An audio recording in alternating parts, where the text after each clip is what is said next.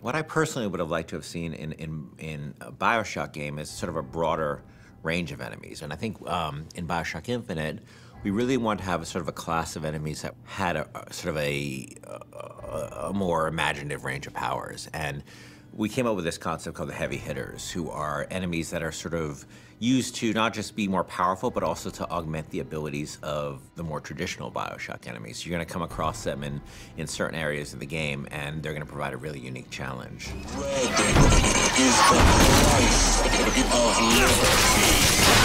You know, we wanted an AI that really expressed sort of the very sort of clear system of beliefs that founders have, and a heavy hitter that would sort of represent that. And the Motorized Patriot is sort of the embodiment of that. And they came up with this idea of this creepily motorized, like Hall of Presidents animatronic George Washington. It was specifically the face, specifically this weird, like, porcelain child dolls, you know, poor rendering of George Washington. That kind of clinched it. Everybody saw it and said, okay, we can roll with that. It's one of those rare moments where you kind of all come together and you realize, okay, this is going to work. We're all on the same page here. Let's just move forward with what we got. I could use a turret! On it! Booker, the gear! So the Motorized Patriot, a couple of things make him really special besides the aesthetic of him. One is that he's, unlike most of the enemies, he's completely fearless.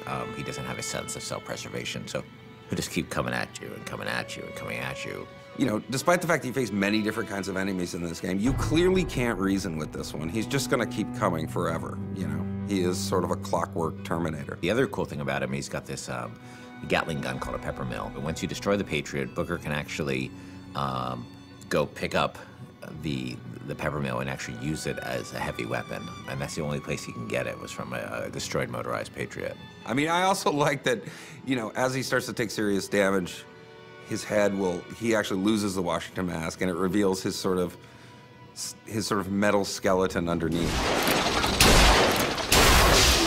The thing I like most about this guy is that I think he's pretty readable as what he does. You know, he's a fairly simple guy. He's not a Swiss Army knife. He's a guy with a big gun, and I think that reads pretty well. He's got this incredible sense of heaviness. He's relentless, and just hearing sort of the things he's saying is both funny and kind of terrifying. But he's, you know, a deadly, deadly enemy.